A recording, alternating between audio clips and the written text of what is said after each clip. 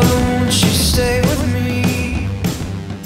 Yeah, just, I don't know, give me a little intro about the band, like when you guys started and what you guys do and all that great stuff. Well, Tommy and I actually are the only original members left right now. We met in 2005. Yeah, late 2005. Late 2005. And I had made the first record by myself, and it got picked up by a small boutique label. And they said, you should get a band and play some shows. And I said, what a novel concept. And I found Tommy on Craigslist, and he showed up at my door, and he had an awesome goatee. and he played piano in my closet, and it was a pretty unique audition because basically he had me just sit on the bed and strum a guitar and be like, okay, you can play guitar, that's good. And then he had a piano set up in his walk-in closet, and went in and played it, and then he was like, okay, you can clearly play piano. That's all I need to know, and then I'll let you know. I'd never auditioned people before. It's a terrible process, but it worked out all right. Nice. So we've had a slew of different drummers and bass players and stuff, but this lineup that's together now has been together for over 3 years. So this is the lineup. Yeah. You know. Nice. So, do you guys usually write the songs together, or Taylor, do you do most of it? Who's? Yeah, I do all of it. Okay. We'll bring the songs in, and they'll change, when we start playing them together a little bit. But for the most part, the structure's there when we come in with them. We're trying to do less of that and trying to shape them more from ground up as a band. I feel like there were like 5 or 6 songs that we did do that with, and then we kind of realized that if we continue to do the whole record in that fashion, it was just it'll be better. It would be years and years before it was actually completed. Yeah. So that's true too. We did a lot of that where we were at rehearsals, kind of like practicing through, and the idea was that we were going to be able to do everything live, which wasn't the case in some of the previous records, and then. It became a time crunch, and then we kind of wrote the rest of it, or finished the rest of it just as a recording. Yeah.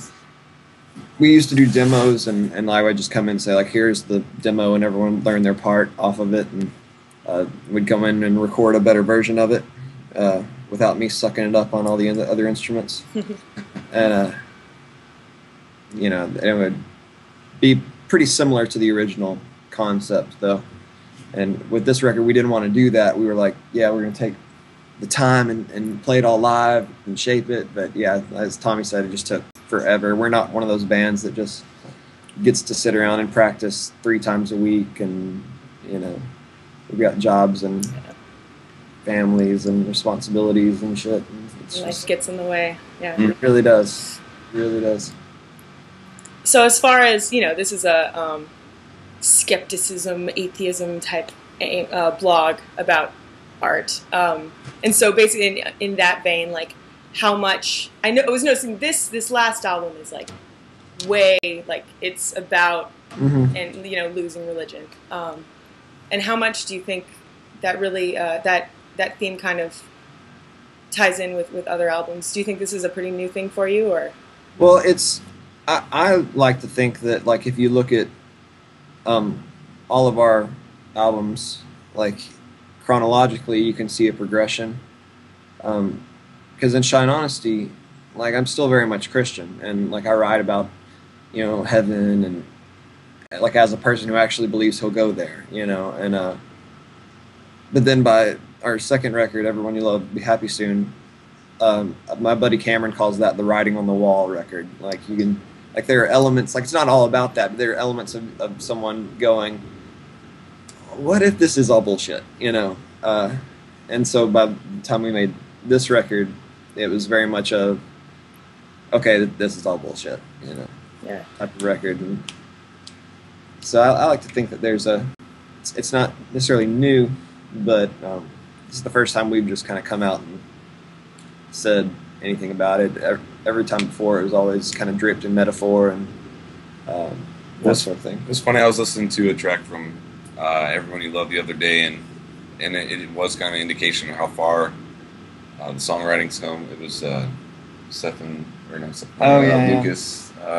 Congratulations, April and Lucas, and like one of the lyrics is, "Oh, there must be a God somewhere over, like watching over us," or something along those lines. And I was like, man, this is we've come a long way from this, and man, it's kind of like I've seen Taylor kind of personally make the full circle thing, and I think it had a lot to do with him like starting his family and push coming to shove in terms of where he really stood on all those issues, because he actually had a person where he was going to be responsible for shaping their image as well. So yeah, that's such a big thing with, especially with atheists and skeptics and stuff, is that like, what do you teach your children, especially with stuff like Santa Claus and the Easter Bunny and all that stuff. Like, well, if you're not gonna teach them about God, like how far are you gonna go, right? Yeah, that's so that moving on to the we are all where we belong, that I thought that one sort of covered all of the bases of finding or losing religion, because it had the whole, like, what do you teach your children, like what happens when we die, like kind of regretting all the years that you wasted. I was hearing a lot of those themes. Yeah. Do you guys all, like, how does the rest of the band feel about these themes? Well, now we're all pretty similar. I mean, at the same, as much as two people can be, I guess. We're still pretty vastly different about how we think about a lot of things. Like, there's a couple of us that are, just for lack of better terms, like deist, and if you want to get it as loose as possible on the term, like, I guess I could be too. I don't know, whatever. But like, Tommy has always been, as long as I've known him, an atheist, and it's kind of one of the guys that kind of opened the door for me into it, because we were on tour for 200 or so days a year, and we had this other guy in the band named Tim, and sorry, It's cool. We had this other guy in the band named Tim, and he was our drummer and was a great guy, but he was really, like, devoutly Christian, and so it was kind of this weird dynamic in the band all the time, because there was, like, Tommy, who was, like, used to care a lot more about atheism than he does now, and then on the complete opposite side of the spectrum, we had Tim, and then I kind of felt like I was somewhere in the middle all the time, and but they would always kind of argue in the band, and not argue, but well, Tommy would make fun of Tim, and the kind of the things that, like, people would believe and stuff, and but I just kind of always had that moment of, like, I was like, man, I find myself agreeing with Tommy more than I do with Tim, and that was kind of an eye-opening experience for me, is just to be like, oh, and I've always kind of had that voice in the back of my head going, like, well, do I really believe this stuff? Like, I don't know if you remember when Columbine happened, and the guy, there's the story, and who knows if it's actually true, but, like, the guy who, he put his gun up to the girl and was like, do you believe in God? And she said yes, and so he shot her. Remember that at all? And a little bit, yeah. We're wearing T-shirts that were like, she said yes, and that stuff. When that happened, I just remember thinking, like, man, I would have said no. like someone's put a gun to my head, like, I'm saying no. I'm saying whatever it takes for them to not shoot me in the face. Like, but that always kind of stuck with me. I'm like, well, maybe if I don't feel that strongly about it, like, if I'm not willing to die for it, maybe I don't believe, maybe it's not that important to me, and I just want it to be. And I think that's kind of the central theme of, one of the central themes of the record, is, as far as religion goes, is not that, like, I'm mad about it, or that, I hate everyone who believes that, or whatever. It's just that I'm just so disappointed that that I didn't find it to be true. Like, and if there's any sadness in the record, it comes from that, just being, like, someone who really wanted it to be true and had a lot invested in it, and then just kind of came to believe that it wasn't. And people talk about how like hopeless the record is. Well, Christians talk about how hopeless the record is, and like I just don't see that. But I do understand like them picking up on the disappointment factor of it. Yeah, I mean, I see the disappointment factor, but I also see, I mean, I kind of consider it to be really hopeful. It's like, yes, we don't have to, you don't have to tie yourself to this thing that you don't see. It's, it's things are pretty like strictly drawn on party lines. Like, yeah. Anyone that's like a free thinker and humanist at all, like, is like, oh, what an uplifting record. Like, it's so joyful and celebratory. But then all my Christian friends are like, the message is obscene. It's such a hopeless record. It didn't occur to me that anything we were doing was controversial at all until after the record came out, and I got maybe a phone call from my folks or thing that was like, like I think the quote from my mom was, "I liked it better when you guys wrote nice songs." And so there's it didn't even occur to me that we were going, because I mean it was really like almost a humanistic ideal that was being espoused in the record that I was like, man, this is actually really good. Human beings kind of should treat each other right because it's the right thing to do, not because of any fear of punishment or anything like that. Reward. So reward or punishment or anything like that. It's just sorry. And that you should live your life. I mean, that's kind of another big theme of it. Yeah, Just enjoy. Deferring your life, your earthly existence for some bigger eternal reward. It's been a trick I think a lot of people have fallen for over the centuries and so forth. Yeah. Well, another theme, like one big thing that we talk about on the blog with a lot of people is the idea that it seems like creative people and artists tend to have very kind of supernatural, not necessarily rational ideas about the world, and it seems to be just sort of an assumed thing that's sort of something you need to have as an artist. And kind of you can get some flack for not being, or even sometimes feel like you're not getting the same inspiration that someone is that has all those ideas. Like, so what do you guys think about that? I mean, I definitely think that it does kind of lend itself to that. Just in a sense, like, well, for me, it's like I grew up in a really like loving Christian family and in church all the time, and so like even on like I've just always been a fan of using like religious imagery and stuff, even when I'm not making a religious point. Like it's just kind of second nature to me because it's so engrossed in our culture, So I have kind of had the thought of like, well, can I do that anymore? Like, can I get away with that?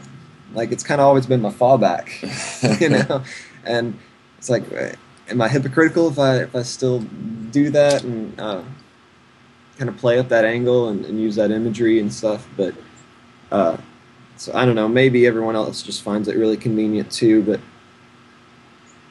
as far as like it being like a spiritual element, like I have a lot of friends that have said like, oh, well, music is the reason I believe in God and stuff like that. And I think I've said that probably. I know I've said it. It's on film somewhere.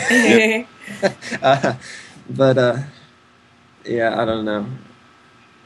I think that there are a lot of rational people making art, and I think that maybe what we need to do a better job of is making our art reflect the fact that we are rational, as opposed to just not talking about it at all. I don't know if you have, like, Cursive has a record called Happy Hollow that I think it's one of my favorite records, and kind of is a concept record about small town and religion and stuff, and it's like that's one of the few records I can think of that like really artfully like takes on the subject at all. And I mean, I know so many people that are making art and that are free thinkers or humanists or rationalists or whatever, but they don't talk about it. It's not something they sing about or care about really. So we don't have a real strong presence in the artist community, whereas, you know, spiritual people, that's the word, spiritual,